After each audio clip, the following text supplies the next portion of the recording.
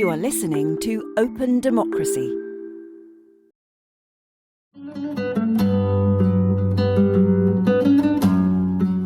Hi, I'm Mahmoud Hassino, and you're listening to I Am Not Your Refugee, a podcast created by myself and Barbara Flood in collaboration with some of the refugee community organizers, activists, and artists working to challenge stereotypes around migration. With thanks to the Pulitzer Center for funding support. Today, our reporter Barbara Flood talks to Mehdi and Nihal, who are setting up a group called From All Over for LGBT refugees in Yalova, Turkiye, where they currently live. But first, I would like to share with you some of my personal experiences. As a Syrian gay man, Istanbul's Pride was the only Pride event I could join. Istanbul was a haven for LGBTQ people coming from Turkiye's neighboring countries, where homosexuality is criminalized. In 2014, a group of Syrian LGBT people started a group called Shai Haki, Tea and Talk, to help LGBT Arabic speakers navigate their way in Turkey and in Istanbul. With the help of that group, I organized a Mr. Gay Syria event in Istanbul. The aim was to send a Syrian delegate to Mr. Gay World to represent the LGBT refugee community in Turkey. But the refugee Mr. Gay Syria was denied the Schengen visa to Malta, where Mr. Gay World contest took place that year. The journey was documented in a film by Turkish director Ayşe Toprak, along with the recent crackdowns by the Turkish authorities on Pride marches in Istanbul. Since I left, there have been even more restrictions placed on the movement of refugees within different areas in Turkey, despite the great work of groups like Tea and Talk and others. Outside of Istanbul, it can be more difficult to live as an LGBT refugee. Barbara Flood visited Mehdi and Nihal at their home in Yalova, over an hour by ferry away from Istanbul. You have 2,000 people in Yalova are gay. You have bisexual, you have gay, you have transgender, and you have transsexual in Yalova. You found from Iran, from Iraq, from Syria, from Morocco, Tunisia, from Yemen. You have from where to? From Libya. You can find here, a lot of people gay in Yalova. Yeah. Okay, and how do they find it? I mean, in terms of getting work and that kind of thing? No, they can't work. It's impossible. Some people gay, their family knows about their sexuality. They send to him money for living. And some people know. The transgender and the transsexual, they take, the government give him money every month, maybe 1,000 lira. But not for gay, just for transgender and for transsexual. Okay, just to cover rent. Yes, just this. And they can't work. No, in Yalova it's impossible. Turkish people who live in Yalova go to Istanbul for looking a job. But for us it's difficult. My friend, his name is Nihal, she's from Iran. And one time she postuled a job in one hotel, I don't remember, hotel or restaurant. And they need staff. And she called them and they told her, okay, you can come. And when they go to the place and they see her, no, sorry, we can't accept you, we have staff now. And when he see her, because she's trans, nobody accept her. She has 2 doctorate, she's intellectual, but she don't work.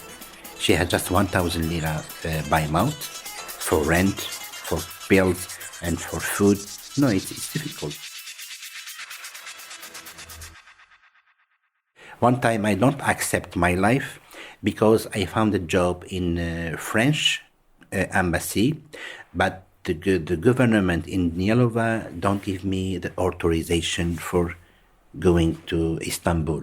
So I lose this job. And next time I found a job in Arabian Saudi embassy, and the government don't give me an authorization to go to Istanbul. And the third time, and it is the last, I found a job in Netflix. And by day they paid me. He told me his name is Giovanni. He told me I pay you 4,000 lira by day. So they don't give me an authorization. So in this time I tried to kill myself. I don't found an open door. Every door are closed. Especially Netflix, because I like do theater. I like be an actor. I like to stand up. I like make people laughing. It's my doping. But when they refuse to give me an authorization, it's enough for me, really. It's a big prison. Here it's a big prison. So in Yalova, and I can go in another place, another city. And if I found a job in Yalova, I must to have an authorization for working. They don't give an authorization for working. One woman, she worked to the government. She told me, I don't give you an authorization to go to Istanbul. If you go to Istanbul without authorization, I block and I stop your ID. All my life, I live like homeless.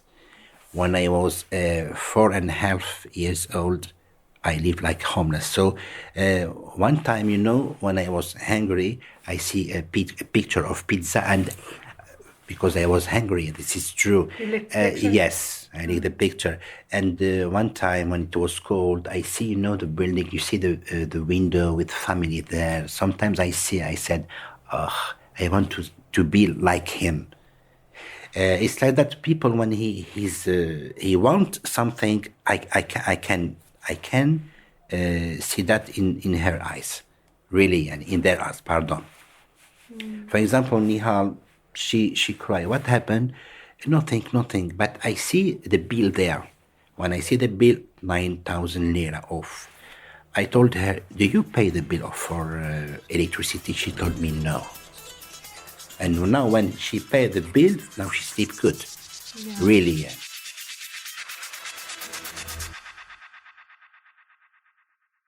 Yeah, it's double pain. The pain, maybe triple pain. The first pain, you lose your family because nobody accepts you. The second pain, you come here in this country and nobody accepts you. And the third pain, nobody helps you. Yeah, and maybe the fourth pain, everybody don't help you. So what you think? Oh, so I am a wrong person.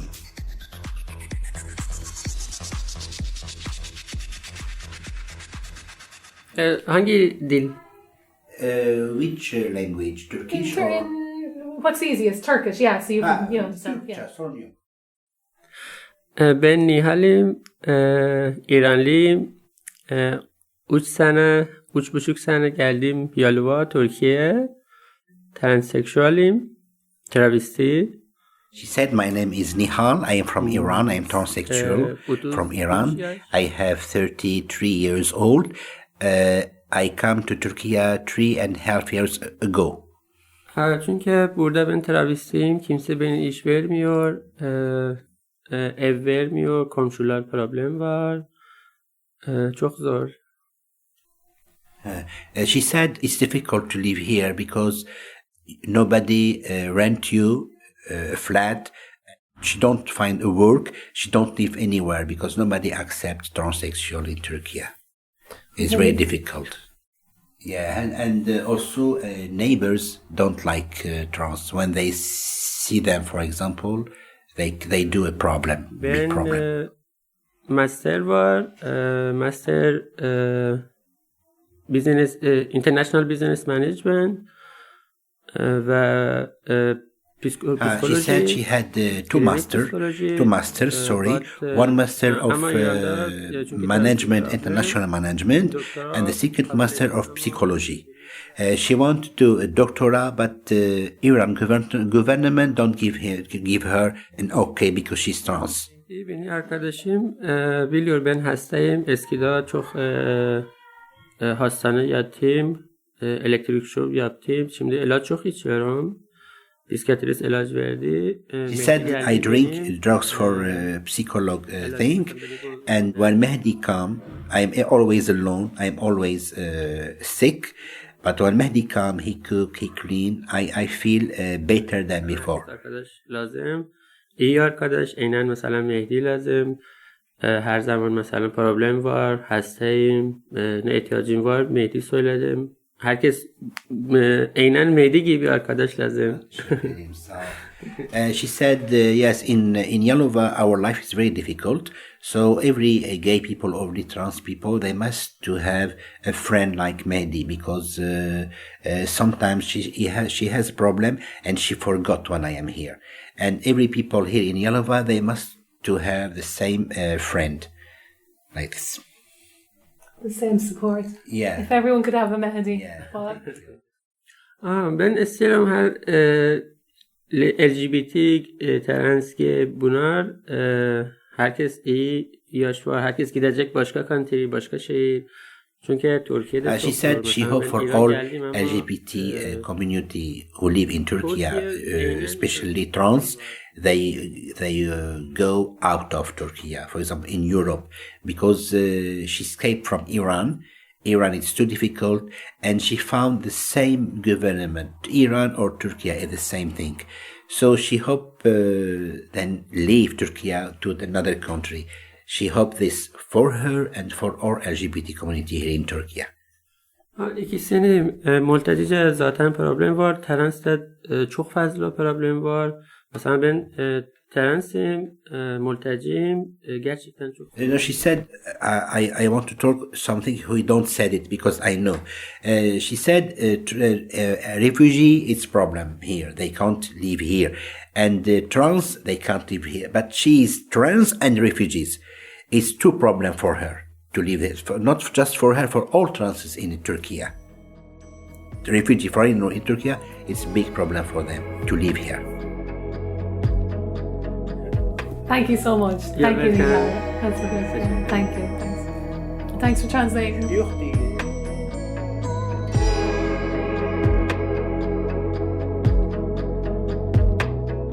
You know the story of Harvey Milk? I like this guy because he want to do something to his life, but he can't do anything. So he do something for another life.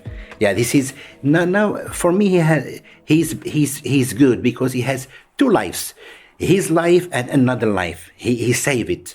Yeah, I want to do something like that. Yeah, my group from all over. Yeah, from all over, because we are the same hand. Yeah, I like this name, and I like to help another guy. One guy here, his mother are dead. He's from Morocco, and he cry a lot, and he can't call his family because nobody accept him, and he can't go to the funeral because he hasn't money for the ticket. Yeah, I want to do something. First of all, I want to make people happy because I have a sad life. I want to make people happy. I want to do a group. It's like a family. We have the same flag. It's like we are all a family. I want to do this group for helping people who need money, who need medicaments, for example, who need rent, a room, or buy something. I want to do that, yeah.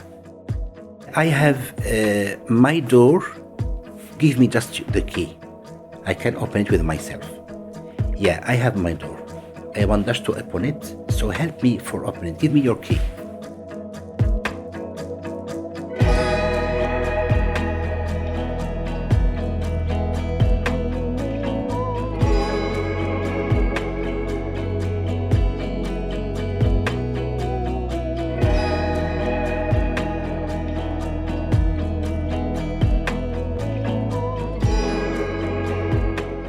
That was Mahdi and Nihal.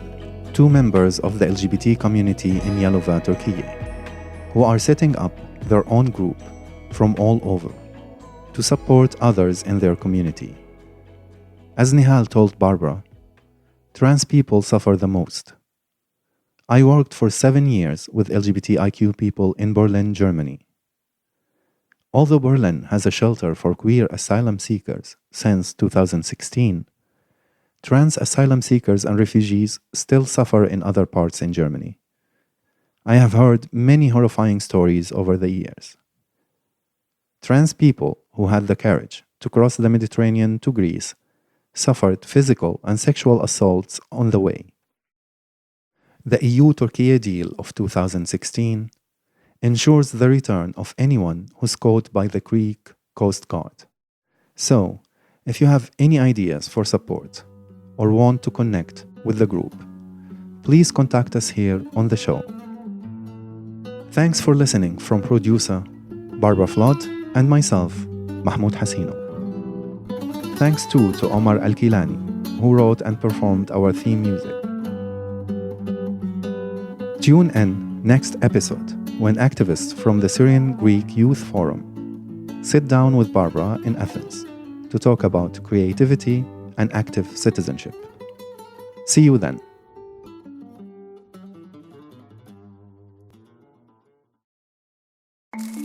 You've been listening to a podcast supported by Open Democracy. If you liked it, please consider making a small donation to help us do more. As a small media organisation, Open Democracy relies on the backing of people like you to keep going. Go to opendemocracy.net now to support our work. And one more thing, to avoid missing out on future episodes, don't forget to subscribe to this show in your favourite podcast app.